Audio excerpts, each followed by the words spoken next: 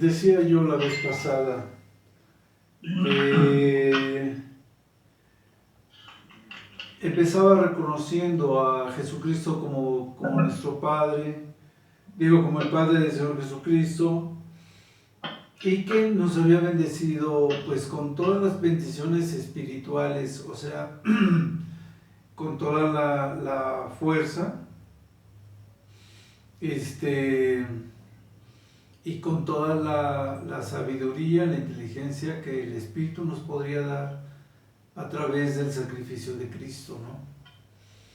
Así es como empezaba, a mi manera de ver, que es lo que está diciendo el primer versículo, que confirmaba lo que decíamos, ¿no? Que Cristo, que primero teníamos que creer para que pues esa fuerza del Espíritu Santo pudiese manifestarse en nosotros. Les decía yo entonces que desde el primer versículo nos está diciendo que fuimos bendecidos, ¿no? Y después decía, pero no nos escogió de último momento, nos escogió desde antes de la fundación del mundo para que nosotros anduviésemos santos, que significa apartados, ¿no? Muchos ya sabíamos que la palabra santo significa apartado, y que estuviésemos sin mancha delante de Él. Entonces, después decíamos que 1 Corintios 13 hablaba de que lo principal de todo era el amor en nuestras acciones, y entonces el Señor vuelve a enfatizar eso, ¿no? Que en amor nos predestina a Él para que seamos adoptados como hijos suyos, y pues solamente puede ser por medio de Jesucristo, ¿sí? Y después decíamos que era por el puro afecto, el puro, ¿cómo dice aquí? Según el puro afecto de su voluntad, o sea, por el puro amor que nos tenía, o por el designio que él fijó, y que dijo, los voy a hacer salvos, aquellos que son escogidos. Y entonces decíamos que aquí decía la primera vez que todo este contexto de salvación era pues precisamente para la alabanza y la gloria, ¿no? del Señor, de nuestro Dios. Y para poder tener para poder dar esa alabanza, o para poder reconocerle, para poder estar conscientes de eso, es que Él nos hace aceptos, ¿no? Él nos hace aceptos en el Señor Jesucristo, en el sacrificio del Señor Jesucristo. Y entonces, pues tenemos a través de la sangre de Cristo la redención de nuestros pecados y el perdón de nuestros pecados, según esa abundancia de gracia, esa riqueza de gracia con la cual nosotros somos limpios, ¿no? A través, vuelvo a lo mismo, de la gracia del Señor Jesucristo. Porque, fíjense, está combinando la predestinación, está combinando el Espíritu, y está combinando el sacrificio del Señor Jesucristo y la fe en el Señor Jesucristo como parte de esa capacitación que tenemos, de esa aún capacitándonos como embriones, ¿no? Aún cuando fuimos escogidos desde antes de la fundación del mundo, aún como en ese plan nosotros estábamos ya siendo capacitados, se nos estaba diseñando primero para que nosotros pasásemos de lo que éramos antes, o nuestra alma lo que era antes, no sé cómo era, a pasar a ser una alma en la tierra, para después creer en la salvación de Jesucristo, y luego para ser otra vez reconciliados en nuestra alma, pero ya como hijos de Dios, no como creación de Dios, como hijos de Dios y coherederos con Cristo. Entonces, desde entonces se nos estaba capacitando, tal vez no con el entendimiento, tal vez no, pero sí ya estábamos siendo preparados, ¿sí me explico, verdad? Ya estábamos siendo capacitados, siendo capaces para esa situación para la cual íbamos a ser llamados. Y entonces, como decía en el 7, ¿no? Para la redención de pecados, según las riquezas de su gracia. ¿Y qué hizo? Sobreabundar esa gracia para con nosotros Y ahí es donde entra en toda la sabiduría y en la inteligencia, porque nos permite en esa sabiduría y en esa inteligencia llegar a conocer el misterio de su voluntad. Porque nosotros diríamos, bueno, ¿para qué crearnos? ¿Para qué hacernos de una naturaleza pecaminosa? ¿Para qué crear al hombre? ¿Para qué crear a Adán y Eva? ¿Para qué entrar el pecado en la humanidad, en la misma naturaleza? Para que entonces tuviese que venir el Señor Jesucristo y ser transformado de Dios a hombre para ser sacrificado, y a través de su sangre nosotros poder ser limpios de nuestros pecados. Y tal vez tuviéramos que pasar por todo ese proceso para que en lugar de ser simplemente creación de Dios, llegáramos a pasar a ser coherederos con Cristo. Tal vez, ¿no? No lo sé. Pero es ahí donde entran esos misterios de los que habla aquí, ¿no? Para que con la sabiduría y la inteligencia el Señor pudiera de alguna manera darnos a conocer cuáles son esos misterios de su voluntad, ¿no? Porque cuando pasamos enfermedades, cuando pasamos ciertas circunstancias, cuando el Señor nos prepara, cuando entramos en tentación, cuando entramos en pruebas, etcétera, etcétera, todos esos puntos nos van llevando a nosotros a ir conociendo la voluntad de Dios, a ir conociendo el trabajo del Espíritu Santo, porque por eso termina este capítulo diciendo que el Espíritu Santo son las arras del Espíritu, ¿no? La muestra, una pruebita de lo que el Espíritu puede hacer en nuestras vidas. Y decía yo, si una pruebita podría ser tal vez tener don de sanidad, tener don de profecías, de lenguas o lo que fuese, y es una pequeña prueba del poder del Espíritu Santo. Imagínense el Espíritu Santo en toda su capacidad, ¿no? En toda su magnificencia. Entonces decía que dándonos a conocer el misterio de su voluntad según el beneplácito, otra vez de acuerdo al beneplácito que se propuso Dios en sí mismo llevar a cabo, ¿no? De cómo, vuelvo a lo mismo, desde crear al hombre, pasarlo por todo el proceso, tal vez para que el hombre alcance a ser coheredero con Cristo.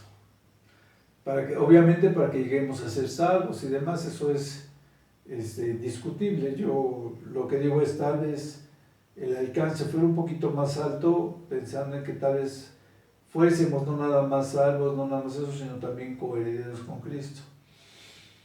Y entonces, precisamente a través de Cristo, lo vuelve a decir más adelante, reúne todas las características, tanto al hombre y la naturaleza, todo fue sujeto a Cristo, como lo decía creo que también Romanos 8, para que todo fuese a una vez por el Señor Jesucristo, otra vez liberado. Y entonces dice, en la dispensación del cumplimiento de los tiempos, así las que están en los cielos como las que están en la tierra, ¿no? O sea, reúnen todas las cosas, las que estaban en los cielos, las que están en la tierra, todo para que en su momento, en su tiempo, sea manifestado el Señor Jesucristo y todo caiga en su lugar, todos los hechos que tenemos que pasar, todas las etapas que como cristianos también tenemos que pasar, también las pasemos. El Señor Jesucristo va a pasar ciertas etapas, como del el Dios encarnado, luego el Mesías humilde, y luego el Mesías reinante, y luego el gobierno del Señor Jesucristo por 1000 años en la tierra, y así sucesivamente, ¿no? Entonces, todos así esas etapas que pasa el Señor Jesucristo, y nosotros como iglesia pasamos otras etapas también similares. Dice, y pues en el mismo Señor Jesucristo nosotros tenemos la herencia, con esa misma predestinación que teníamos, también otra vez conforme al propósito que tenía Dios, y según nuestro Dios que hace todas las cosas y que sujetó todo al Señor Jesucristo, por el puro designio de su voluntad, porque Él así lo marca, ¿no? Y entonces vuelve otra vez para decir, ¿para qué es todo esto? Pues para que nosotros podamos alabarle y glorificarle por todo su amor y por toda su misericordia y por todas las cosas por habernos predestinado y por todas esas cosas que ya están marcadas, que ya hemos estado platicando, ¿no?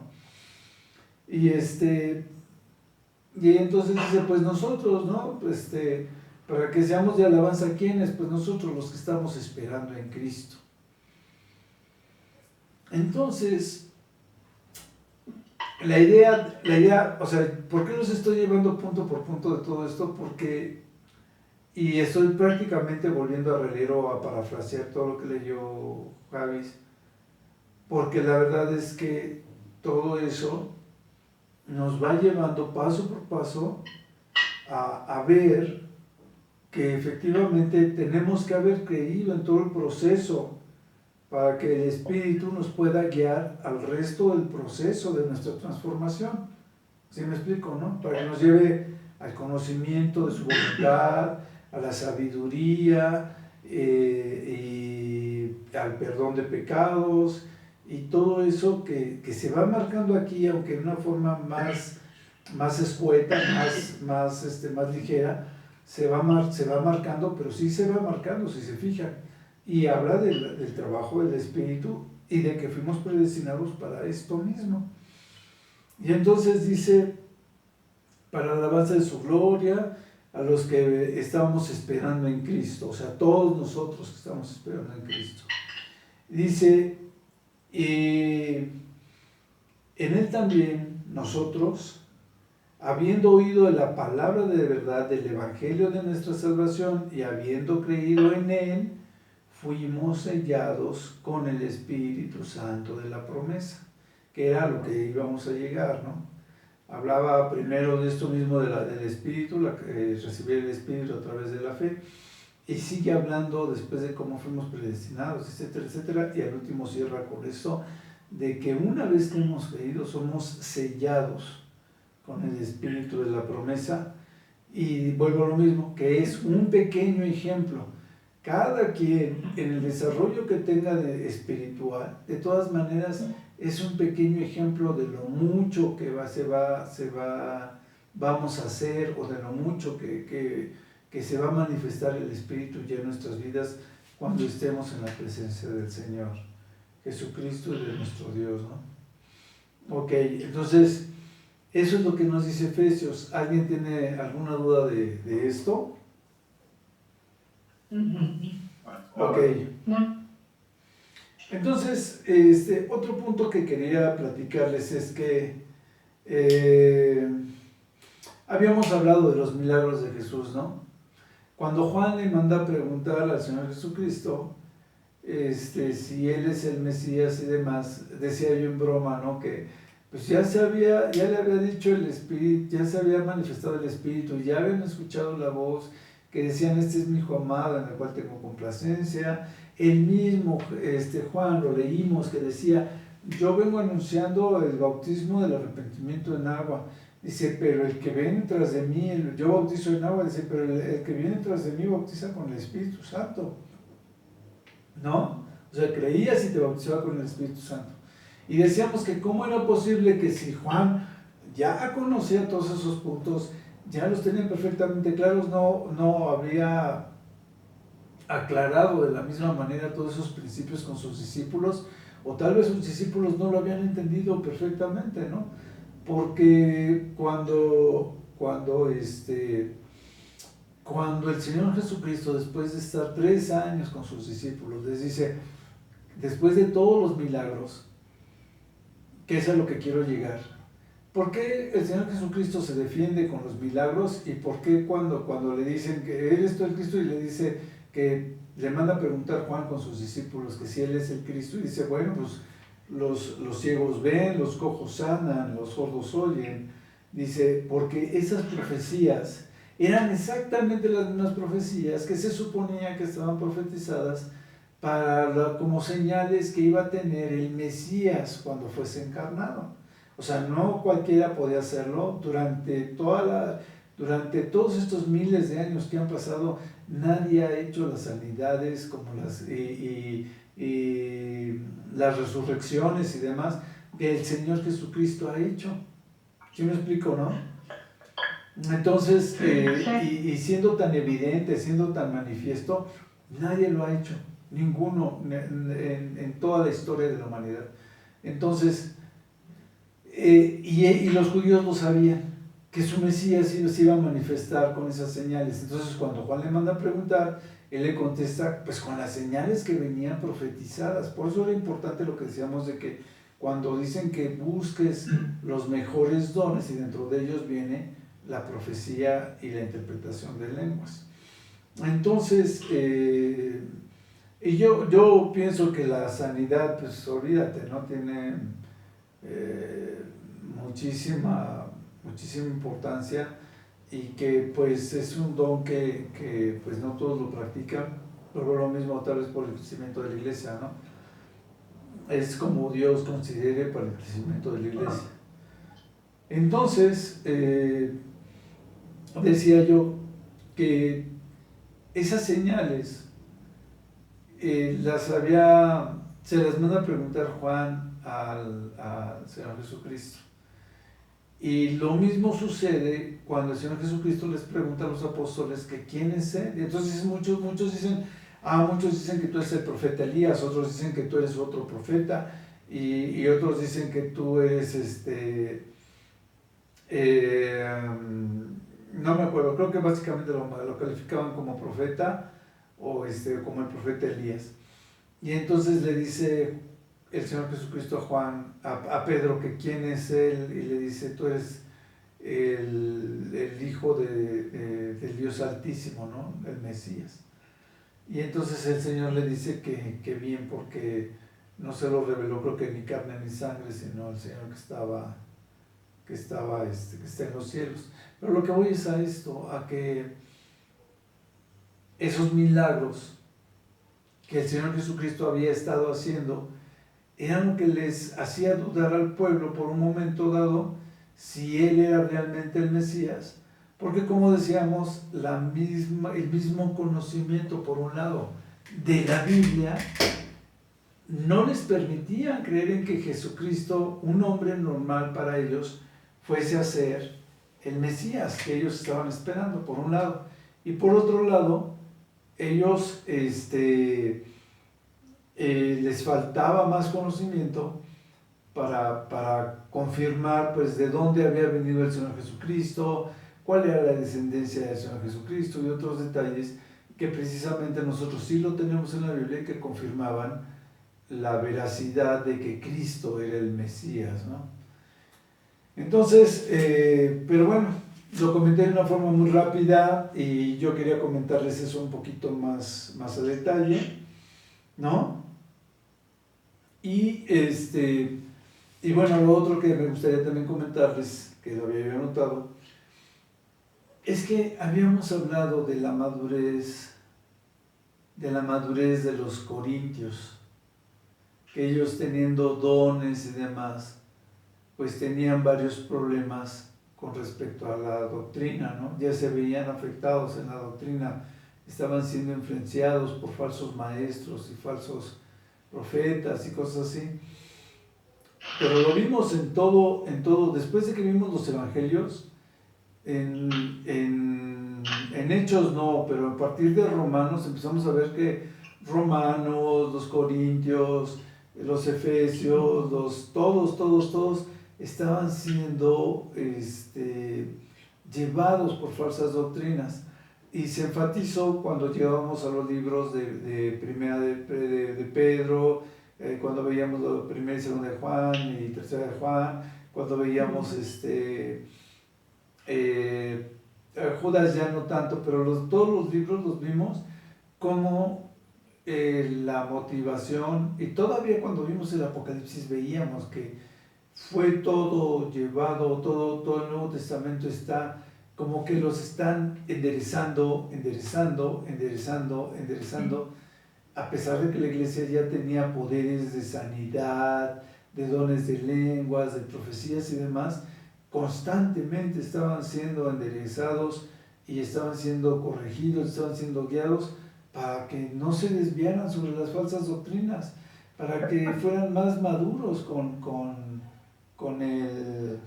con la doctrina misma, ¿no? Como lo que veíamos la clase pasada que les decía Pablo, ¿no? Que les decía, ¿por qué vienen y hacen mal la Santa Cena? ¿Por qué se emborrachan y vienen a comerse la Santa Cena para llenarse en lugar de nada más ser algo simbólico?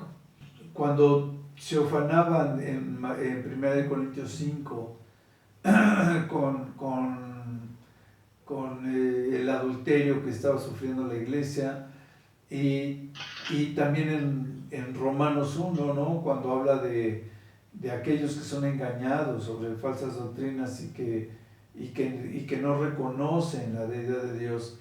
Entonces, y detalles así, la Biblia, desde los evangelios, cuando el Señor Jesucristo les dice, bueno, es que ustedes, dice, todavía adoran a los dioses que sacaron de Egipto, ¿no? Ya tenían miles de años de haber salido de Egipto y todavía, o bueno, más de 1000 años de haber abandonado Egipto, y tenían dioses que habían sacado de la tierra de Egipto y los seguían adorando. Y el Señor Jesucristo les dice, pues ustedes todavía adoran a los dioses de que sacaron de Egipto. Y ese tipo de detalles, ¿no? Lo que yo digo es el conocimiento que tenían tan profundo, por un lado, les impedía reconocer que alguien tan insignificante en un momento dado como un hombre pudiera ser el Mesías, a pesar de que sabían que el Mesías iba a ser reencarnado de alguna manera, o más bien encarnado. Y por otro lado, esa es la falta de credulidad, ¿no? O sea, no podían creer porque pues esperaban demasiado, y muchas de las señales, como cuando los apóstoles le dicen, bueno, es que estaba profetizado que si tú eres el Mesías, estaba profetizado que primero iba a venir Elías anunciándote, ¿no? Que Elías iba a volver a venir para anunciar tu venida. Y es cuando le dice, pues Elías ya vino, y de cierto no lo reconocieron, refiriéndose a Juan el Bautista. Entonces, ese exceso de conocimiento no les permitía conocer lo que estaba pasando, ¿no? Con aquellas dudas que tenían. Entonces, por eso yo creo que cuando el Señor Jesucristo les viene, después de que es resucitado, y viene y está con ellos durante 40 días, yo creo que en esos 40 días que estuvo con ellos les aclaró, pues miren, ya ven que pasó esto, es cumpliéndose tales y tales y tales profecías, y ahorita estamos en este punto. Ahora ustedes tienen que evangelizar para que ellos sepan que tienen que esperar a mi venida, a mi segunda venida, ya como el Mesías reinante. Y después veíamos en 1 Corintios 15, que precisamente Pablo dice, ¿no? Si nosotros no fuésemos testigos de la verdad de la resurrección de Cristo, y eso se aplica a todos los cristianos, dice, seríamos los más dignos de lástima, los más dignos de conmiseración. ¿Por qué? Porque si no supiéramos, si no fuese realidad el sacrificio y la resurrección de Cristo, ¿para qué estar perdiendo el tiempo? ¿Para qué abandonar a nuestras familias?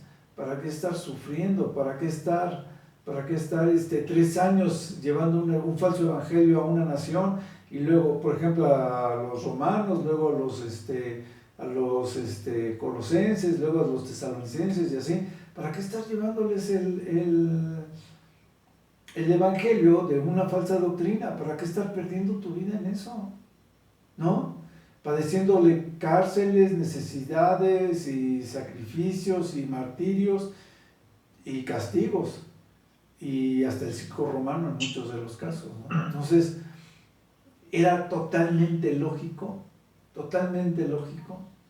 que Pablo dijera eso, ¿no? Que dijera, a ver, alguien que tenga 2 dedos de frente, por favor que me diga qué caso tiene que estemos padeciendo lo que padecemos para defender una falsa doctrina, ¿no? Sí. Ok. Entonces, bueno, la madurez de la iglesia en todas las iglesias, en todo el Nuevo Testamento, era una madurez que fluctuaba mucho entre falsos cristos, falsos profetas, como lo vimos en la predicación de Mateo 24, ahora que predicó Pablo, donde tenemos muchas, vamos a seguir sufriendo, y sobre todo al final de los tiempos se va a reafirmar mucho las falsas profecías antes de la venida del Señor Jesucristo. Ok, ahora sí, vamos a seguir entonces con lo de la clase, ya no retomando estas partes, sino quiero enseñarles, vamos a empezar a abrir un poquito más el panorama. Y esa es la otra parte que habíamos hablado de la fe y el espíritu. Y cuando hablamos del espíritu, entonces sale dentro de los contextos que tenemos que nosotros en nuestros cuerpos somos cuerpo, alma y espíritu, ¿no? Así como hay una Trinidad en el Señor, hay una Trinidad en nuestras vidas, que es el cuerpo, el alma y el espíritu. Entonces, esto vamos a empezar a analizarlo y también lo vamos a empezar a ver, porque también, así como existía la confusión entre la fe y el espíritu, hay una pequeña confusión entre qué es en sí el alma y qué es en sí el espíritu, o en qué se diferencia uno del otro, ¿no? Ok. Lo vamos a ir viendo poco a poco.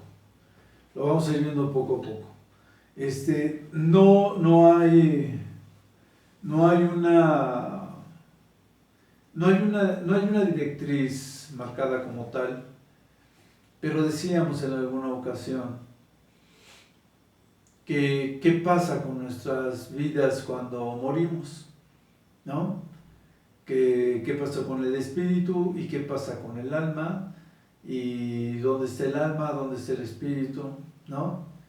Y el cuerpo pues vuelve a la tierra, como lo dice la Biblia, pero eso lo vamos a ir viendo en una o dos clases, lo vamos a ver. Hoy lo vamos a empezar a comentar.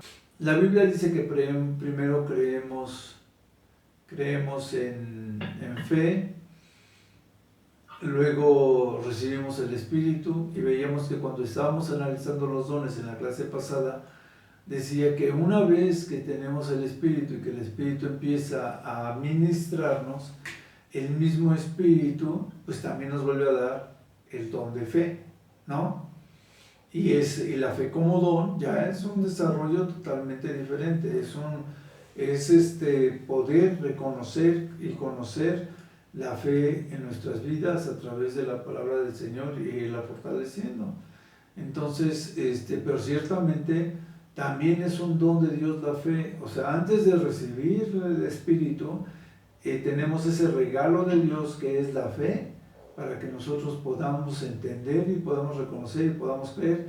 Y decíamos que también algunas cosas en algunos libros, por testimonio de algunos hermanos, en algunas ocasiones dicen, bueno, es que iba yo pasando por esta iglesia. Nos pasó hace poco en el tiempo de la oración con una de las hermanas, Laurita creo que se llama, que dijo, pues yo estaba pasando por aquí y algo me dijo, métete, y me metí, y hubieran visto, fue una batalla espiritual fuertísima, porque esta hermana había practicado brujería y otras cosas, y satanería y cosas así. Entonces estábamos cuando ella se quería aceptar a Cristo, le costó mucho trabajo, no podía, y cosas por el estilo, ¿no? Entonces, pues a la fecha, por su trabajo, perdimos contacto con ella, pero no del todo, pero sí dejó de venir a la oración.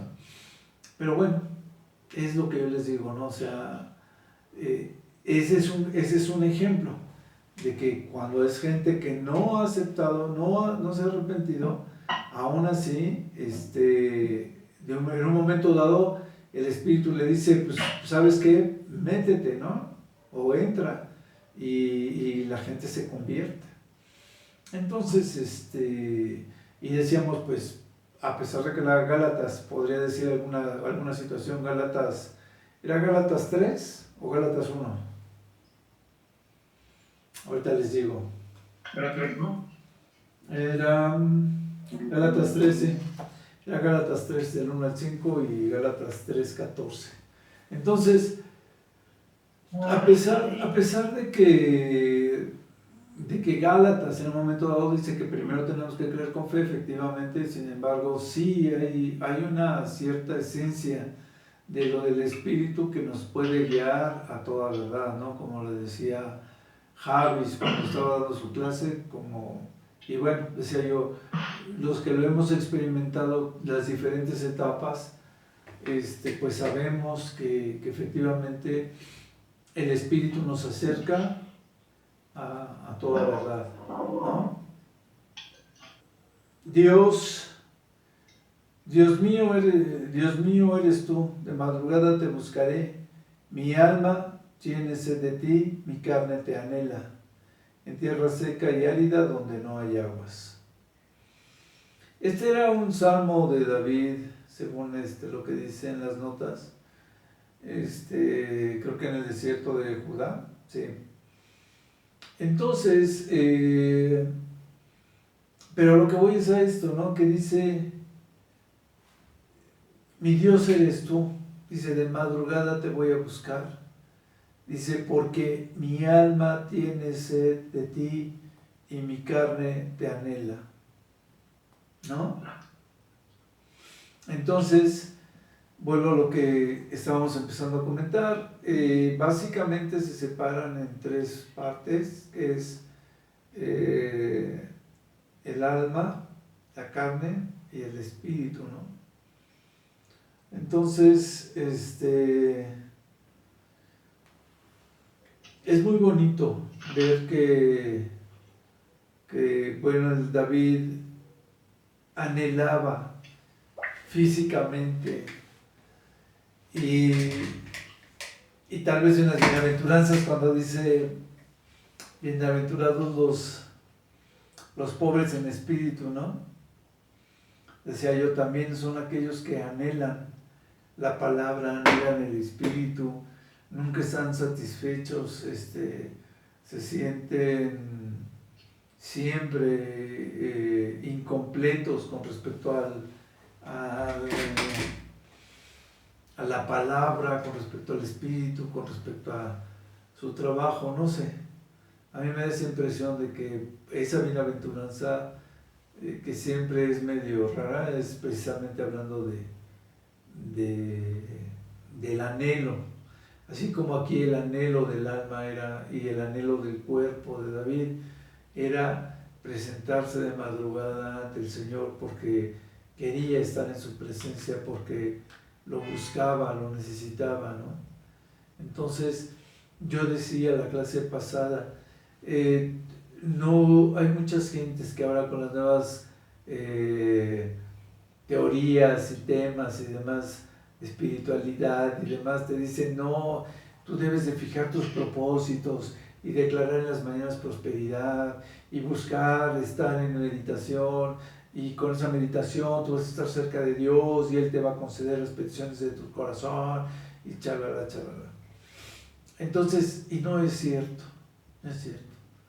El Señor dice claramente en Josué 1:8, ¿no? Nunca se apartará de tu boca este libro de la ley, sino que de día y de noche meditarás en él para que guardes y hagas conforme a todo lo que en él está escrito, porque entonces harás prosperar tu camino y todo te saldrá bien, ¿no? Entonces, la prosperidad de Dios es con respecto al deleite en él, no es en otra cosa, no es estar bien enfocado. Lo que yo les decía en el servicio, en la administración y demás, ¿no? Vamos a Hebreos 4:12. Ahorita estamos tratando más o menos de ir guiando con respecto a la diferencia entre el alma o cómo es el alma y cómo es Javis, por favor, Hebreos 4:12. Porque la palabra de Dios es viva y eficaz, y más cortante que toda espada de dos filos, y penetra hasta partir el alma y el espíritu, las coyunturas y los tuétanos, y discierne los pensamientos y las intenciones del corazón. Así es, ¿qué es lo que decíamos, no? O sea, el anhelar a Dios, tú no le puedes decir que lo estás anhelando si no lo anhelas. El estar inmerso en la palabra, no puedes decirlo, no puedes estarlo si no lo estás. Y las intenciones del corazón el Señor las conoce. El Señor sabe cuál es realmente la intención que tienes para tu vida, para la iglesia, para llevar todo a buen fin, a buen término. Y entonces dice, la palabra de Dios es viva y eficaz. Una vez que el Espíritu nos está ministrando, hace que la palabra pueda ser cortante en nuestra vida, ¿no? Pueda ser tajante en nuestra vida. Sí. Dice, eficaz y más cortante que toda espada de dos filos, penetra hasta partir el alma y el espíritu. ¿No? No, o sea, hace raíz, como la espada del rey Arturo, ¿no? del cuento del rey Arturo, se queda clavada en la tierra, en la piedra. Así en nuestro corazón, en nuestra vida, la palabra del Señor se queda hasta partir, hasta penetrar y se queda encajada. Ya es imposible sacar la palabra del Señor. Sí hay a quien no le entra en lodo, ¿no? No es en la piedra, sino entra en lodo la espada, y así como entra sale. Lo decíamos cuando hablábamos de los talentos, ¿no? Que decíamos que la palabra misma dice en la parábola ya no de los talentos, sino de del sembrador, que dice en la parábola del sembrador que los placeres, pero también las vicisitudes de la vida, o sea, cómo combina las dos en una sola semilla que cae en mala tierra, ¿no?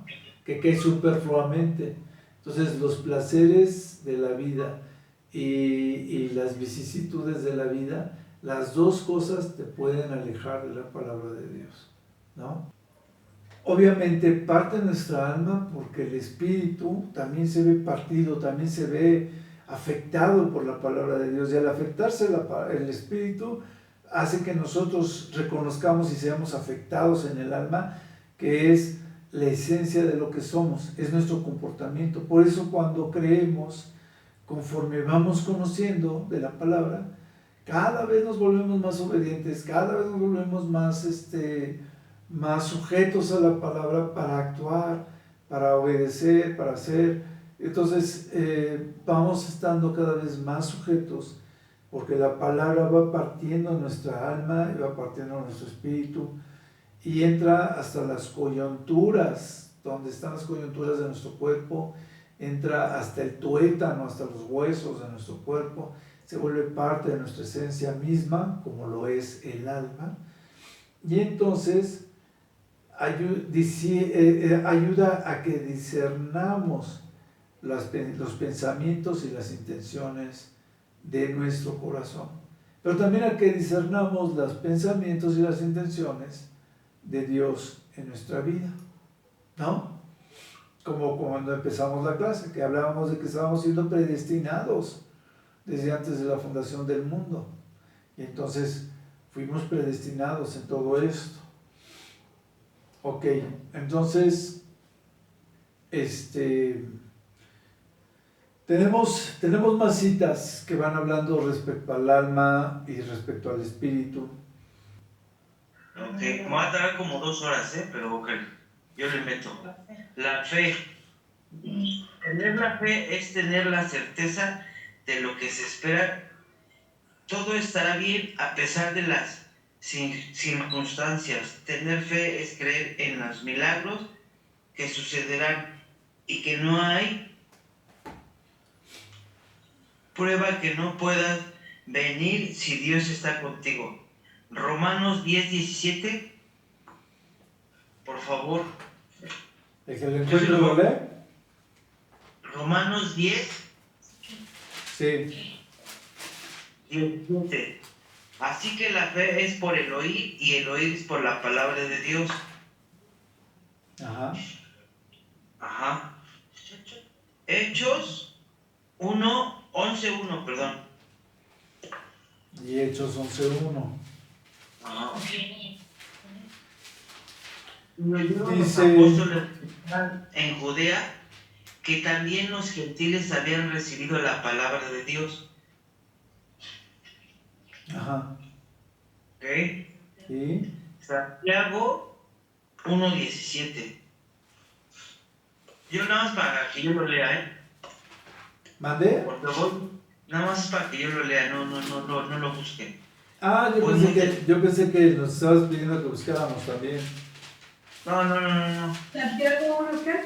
Santiago 1:17, sí.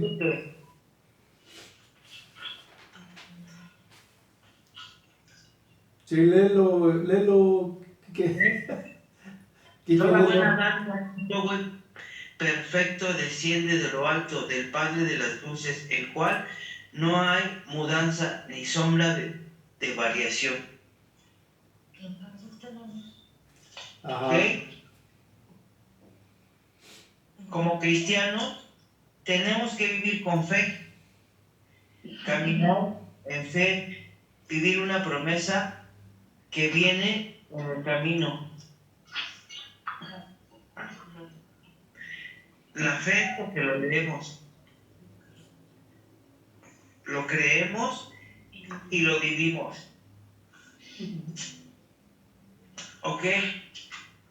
3 tipos de fe menciona la Biblia.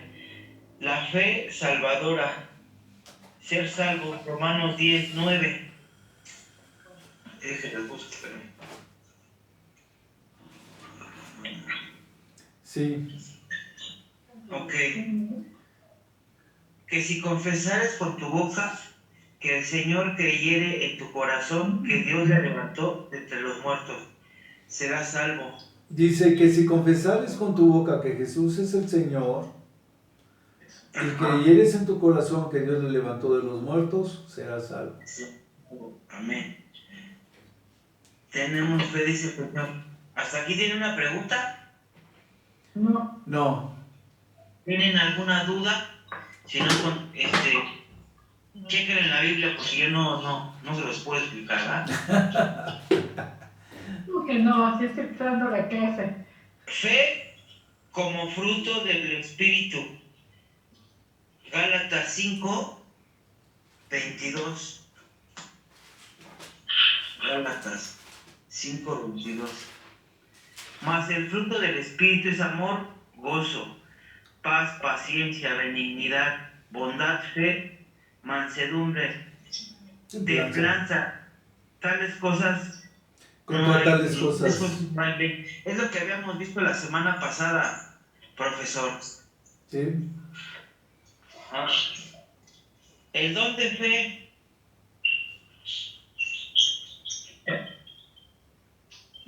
es 1 Corintios 12:1.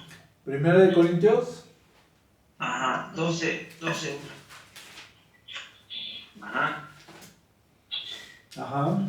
No quiero, hermanos, que ignoréis acerca de los dones espirituales. Sabéis que cuando erais gentiles se os extraviaba llevándonos como se os lleva a los ídolos mudos. Por tanto, os saber que nada hable por el Espíritu que Dios llama anatemas. Jesús, nadie puede llamar a Jesús Señor si no es por el Espíritu Santo. Amén. Dice, por tanto os hago saber que nadie que hable por el Espíritu de Dios llama anatema a Jesús, y nadie puede llamar a Jesús Señor sino por el Espíritu Santo. Por el Espíritu Santo. Sí. De ahí tenemos que tener fe. Ajá. Sí. Hasta ahí. ¿Tienen duda? ¿Tienen ¿Alguna pregunta? No me pregunten porque no sé. Solo bien. ¿Sí le entendieron? Sí, estamos entendiendo. Clarísimo. Clarísimo. Dice Javi, si tienes alguna duda, dime, pregúntame. No, está clarísimo. ¿Sí? Sí. Entonces viene siendo la fe salvadora, la fe como fruto del Espíritu y la fe del don de fe. ¿Dónde fe? Como don. Como don. Ok. ¿Sí está bien? Sí, ¿estás bien? Ya. Y lo primero fue porque lo leemos, lo creemos y lo vivimos. Ok.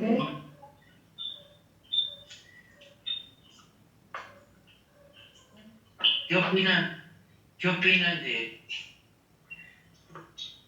Yo diría que primero es porque lo leemos, luego porque lo creemos y luego porque lo vivimos, ¿no? Así te expliqué, César. Ok. La de Romanos 10:17 es cuando lo vemos. Tenemos fe porque lo leemos. Y Hebreos 11:1 es cuando lo creemos. Ujú. Y Santiago 1:17 Es porque lo vivimos. lo vivimos. Ah, ok, sí. Entonces, cuando estábamos leyendo lo de Santiago, en Santiago 1:17, si quieren vayan a sus Biblias, a Santiago 1:17. Santiago 1:17 dice: Toda buena dádiva y todo don perfecto desciende de lo alto del Padre de las luces, en el cual no hay mudanza ni sombra de variación.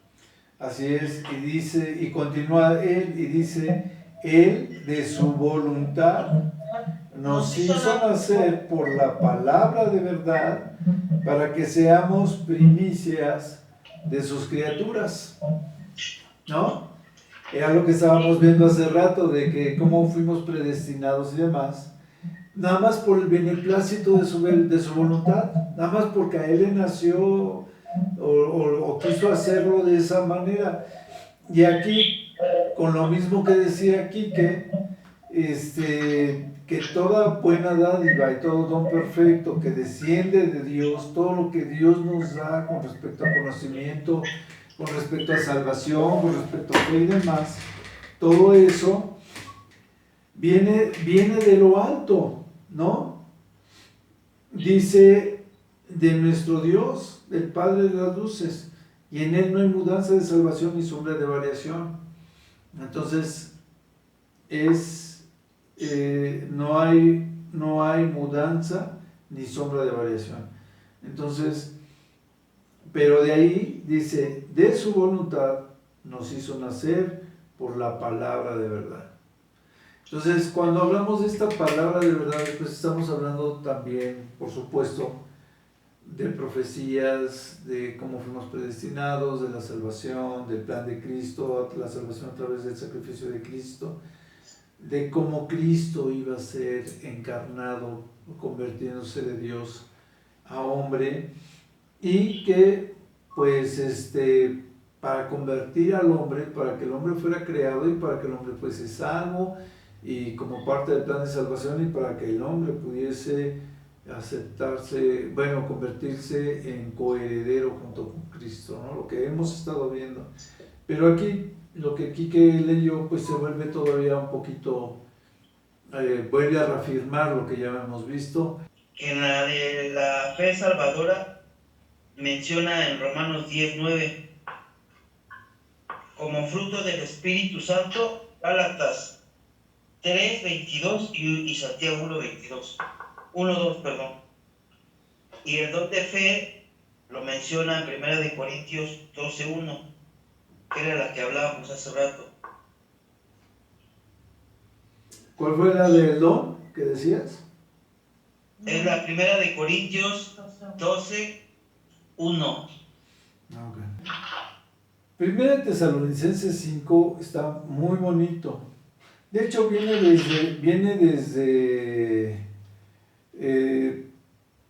desde antes, desde el 4, en 1 Tesalonicenses 4, venía hablando de la venida del Señor Jesucristo, ¿no? Y dice, tampoco queremos, hermanos, que ignoréis acerca de los que duermen, o sea, de los que ya están muertos. ¿Por qué lo estoy diciendo? Porque hablábamos de que cuando nosotros morimos, el alma va a la presencia del Señor. Dice, de los que duermen, para que no os entristezcáis como los otros que no tienen esperanza. Los que no han creído en el Señor Jesucristo no tienen esperanza de resurrección. Nosotros vivimos en esperanza de que nuestra alma cobre vida. Dice, porque si creemos que Jesús murió y resucitó, así también traerá Dios con Jesús a los que durmieron en Él.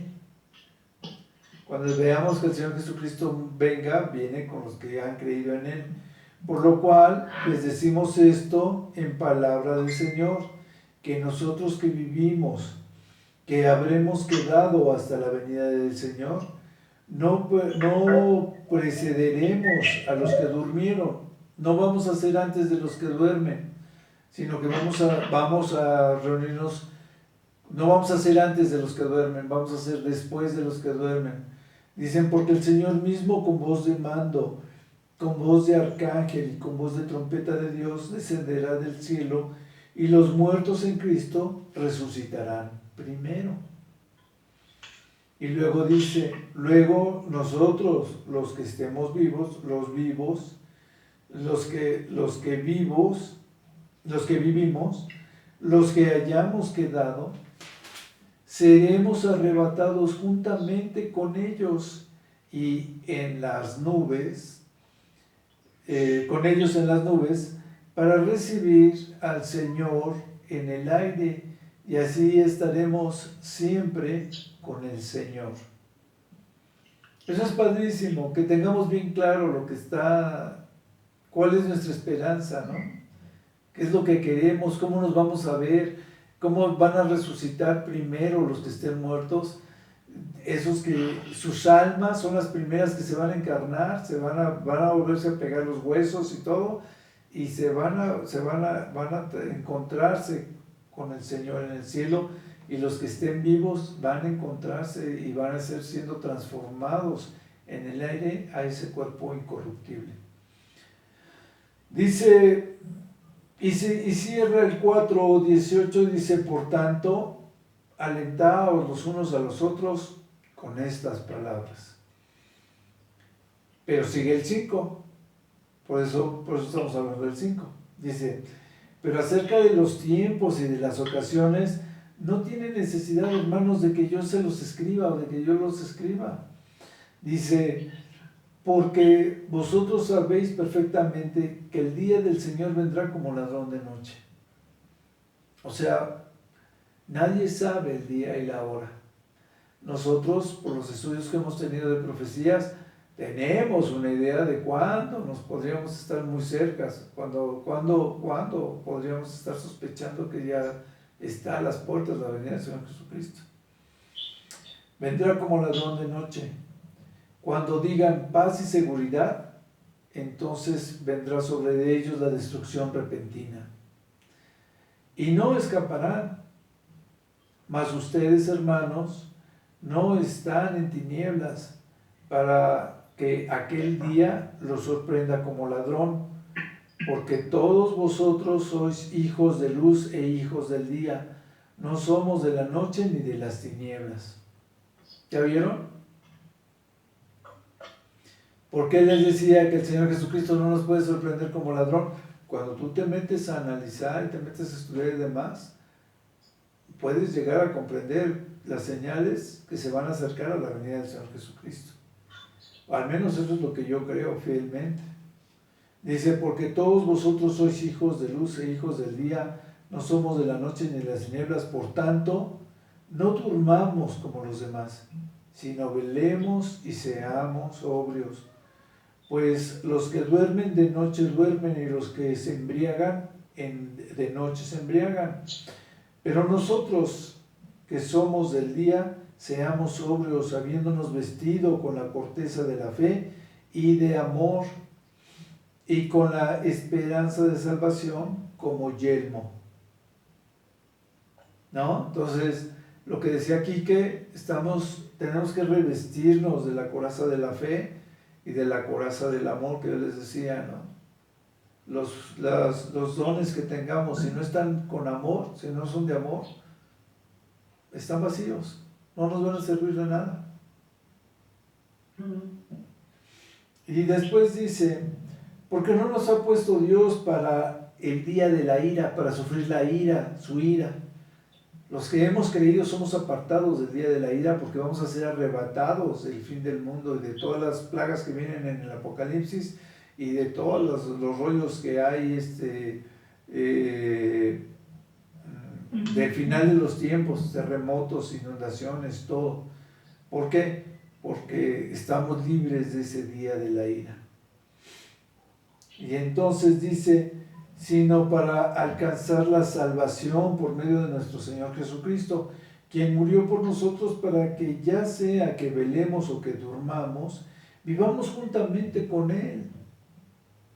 La fe nos lleva a la obediencia, la fe nos lleva a cumplir el propósito de Dios. Por lo cual, hermanos, animados los unos a los otros y edificados los unos a los otros, así como lo hacéis.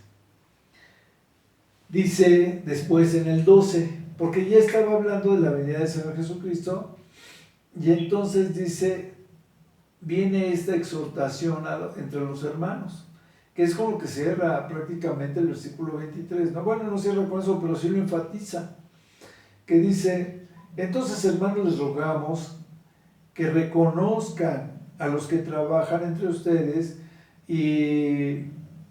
o los presiden en el Señor y los amonestan y que los tengan en mucha estima, en amor por causa de sus obras. Tened paz unos con los otros, dice. También os rogamos, hermanos, que se amonesten a los ociosos, que los alentéis a los de poco ánimo, que sostengáis a los débiles y que seáis pacientes para con todos. O sea, con aquellos hermanos que no trabajan, que no quieren hacer nada, que se la quieren vivir de a pechito, o hasta los que tienen debilidades, o los que tienen arranques de ira o cosas así. Tenemos que ser tolerantes con los hermanos, estar siempre gozosos, orar sin cesar, dar gracias en todo, porque esta es la voluntad de Dios para con vosotros en Cristo Jesús. ¿Qué pasó? Ahí debe de decir a los que les chupan la cuchara a otros también, ahí. Ese es un chiste interno de varones. Y entonces dice, no apaguen al espíritu, no menosprecien las profecías, examínenlo todo y retengan lo bueno. Absténganse de toda especie de mal. Y entonces viene el 23, que es el que estábamos viendo. Y el mismo Dios de paz los santifique por completo, y todo vuestro ser, espíritu, alma y cuerpo sean guardados irreprensibles para la venida de nuestro Señor Jesucristo. ¿Ven? Venía hablando del Señor Jesucristo desde el 4, se sigue en el 5, y después viene la exhortación a que estemos siempre gozosos, de que seamos tolerantes, de que no cesemos de orar, de que demos gracias en todo, de que no apaguemos el espíritu, de que no menospreciemos las profecías, sino que le echemos coco, y que examinemos todo lo que recibimos, todo lo que recibimos. Todo tenemos que examinarlo, si lo dice en la palabra, cómo lo dice en la palabra, si es cierto lo que estamos escuchando, si no es verdad, si está respaldado por la palabra, si si es coherente con lo que estamos leyendo y si sí nos está llevando a la verdad. Si es así, entonces está cumpliendo el propósito de una sana doctrina. Si no cumple alguno de esos aspectos, no es una sana doctrina. Y entonces tenemos que examinarlo todo. Tenemos que estar preparados para presentar defensa de nuestra fe. No puede ser que tengas una falsa doctrina o una doctrina donde la palabra no se apegue a lo que dice la Biblia y que por otro lado tú creas que está bien lo que dicen y tú lo vayas a presentar como defensa de tu fe cuando no estás seguro de lo que estás diciendo ni estás seguro de lo que estás escuchando. Entonces siempre tienes que estar seguro de que lo que estás escuchando, que te están leyendo de la palabra, lo que te están interpretando, se apegue a lo que realmente crees que está sucediendo. ¿Sí? Yo sé que hay veces que tú puedes escuchar una predicación y que no está del todo correcta, por lo menos no te suena todo bien, y cuando te metes a analizarlo, a escudriñarlo en la misma palabra de Dios, pues te das cuenta de que no es del todo cierto, ¿no? De que está mal, o qué aspectos están mal. Una prueba de eso es cuando Javi nos estaba dando la clase, que sacó precisamente la diferencia de que si podíamos creer por el Espíritu o por fe, que era cuál era la primera acción. Al ponerlo en tela de juicio y al estarlo revisando después de 4 o 5 clases o 6 clases que ya llevamos con este tema, hemos llegado a la conclusión de que la palabra dice una cosa, las acciones, los testimonios dicen otra, y que a la larga pues todo se complementa. En cierta manera, las dos situaciones son verdades, son verídicas, ¿o no? ¿O soy el único que piensa así? Entonces, y así debemos de analizar toda la palabra. Entonces es bonito que tengamos un versículo bíblico, pero que veamos qué continúa, qué sigue, porque les digo yo, eso está padre. Entonces, estamos siendo guiados por el Espíritu Santo, y sobre todo aquí dice algo muy, muy, muy bonito, que es, ya ven que dicen que el Espíritu Santo muchas veces está representado por una lámpara, ¿no? Las lámparas del Espíritu, ¿no? La llama del Espíritu. Entonces, sed llenos del Espíritu. Y aquí dice, no apaguéis al Espíritu. ¿Sí? O sea, somos luz. No podemos apagar al Espíritu, no debemos de apagarlo. Sí podemos apagarlo, no debemos de apagarlo. Debemos siempre de estar procurando que nuestra luz esté encendida, que ser de luz para otros, de llevar mensaje, llevar palabra, preparar la enseñanza, profundizar en los versículos, etcétera, etcétera, etcétera, ¿no? O sea, todo eso es muy importante, que lo estamos desarrollando. Ok, pues ya, se acabó la hora de plática.